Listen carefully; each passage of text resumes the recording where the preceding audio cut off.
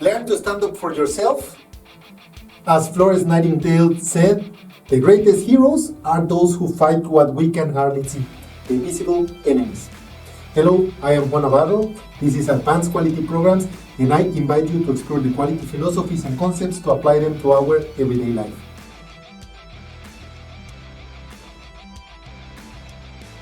Empowerment is about having the freedom and control to make your own choices in your life. It means being strong and confident and standing up for yourself and your community. It's about realizing your own abilities and using them to reach your goals. There are two main ways to become empowered: on your own, self-empowerment, and with the help of others, professional support empowerment. This support can be overcome feelings or helplessness and recognize the skills and resources you already have. Some experts say that empowerment is the process that helps individuals, groups, and even whole communities to take charge of their lives. They learn to set goals, to resolve problems, and improve their overall well-being. Our definition, or one definition of empowerment, is about people gaining control of the circumstances and using the power to make their lives better. Another definition describes empowerment as a continuous process that involves teamwork, respect, and participation. Throughout this process, people who may not have had many resources before gain more control over their overall circumstances and life. Empowerment is not about giving people something that they don't already have. We all have power to learn, to grow, and to achieve great things. Empowerment is more about removing the barriers that hold us back and letting that power shine through. It's important to remember that empowerment is for everyone, not just one group of people. Men, women, and everyone can benefit from becoming more empowered. It's about creating better life for yourself and those around you. Social workers, for example, use empowerment to help people become more self-sufficient. They see their customers, clients as strong individuals who can overcome challenges rather than helpless victims. The social worker, in this case, acts as the guide, helping people to find the resources they need to succeed. People who feel left out or excluded, marginalized, often rely on others for help.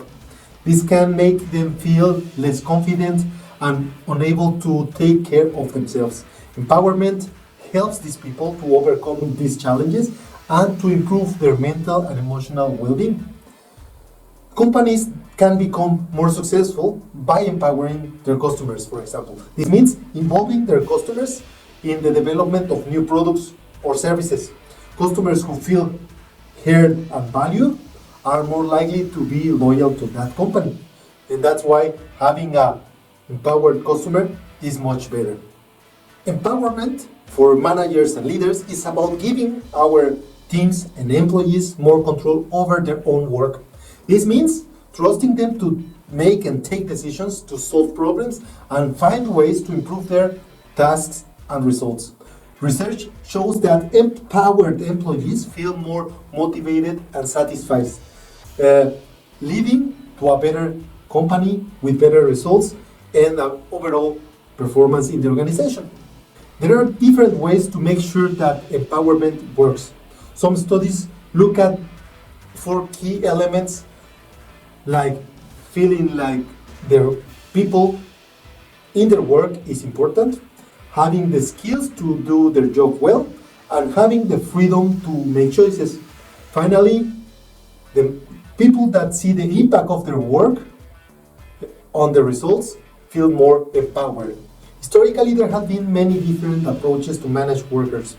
One example is the 19th century US railroad companies that faced the clash between the strict Eastern methods and the independent spirit of Western workers. Interestingly, the Western workers, with teams who took more control over their own work, showed more success. And this approach wasn't long-lasting because there were some other decisions politically, but it was a good example. Since the 1980s, empowerment has become a popular idea in business. It's about involving the employees more and giving them the responsibility to manage their own tasks independently. One way to do this is the empowerment circles, which are teams that work together to improve the company culture. Boost employee motivation and increase job satisfaction are some of the results. These teams typically operate with less hierarchy and allow for more participation on the decision making, encouraging creativity and fostering a more positive environment for teams to work. The overall idea is that happy employees are more engaged employees. And in this way, they will use their skills and talents to be more effective and lead to one overall company success managed and impulsed by the people.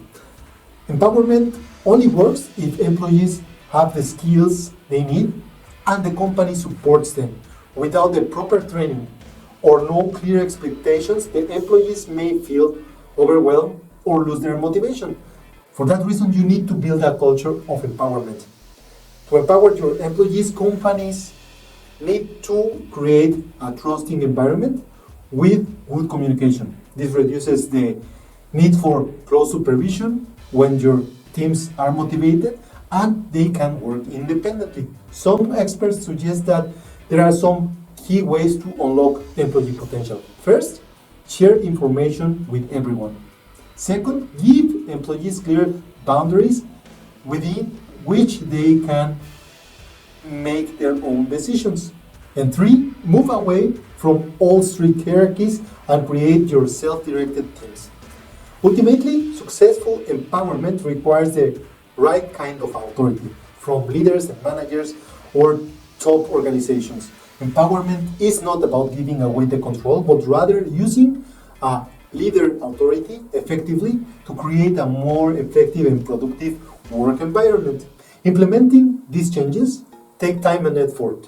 For empowerment, training is crucial, and employees need to believe that empowerment will benefit the company or the organization as a whole.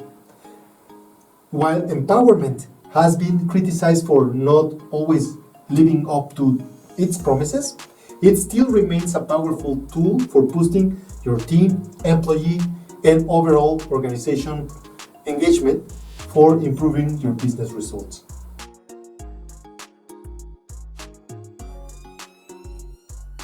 And that was it for today's episode. I hope you find it useful, and if you did, don't forget to hit like. I will appreciate all of your comments and your subscription to the channel. Thanks to everybody that has acquired the copy of Life Quality Projects and Principles of Quality. All your ratings in Amazon and Goodreads are really helpful. And I leave you with a quote from Florence Nightingale. Apprehension, uncertainty, waiting is burden to a sick heart. Don't forget to hit the bell and see you next week.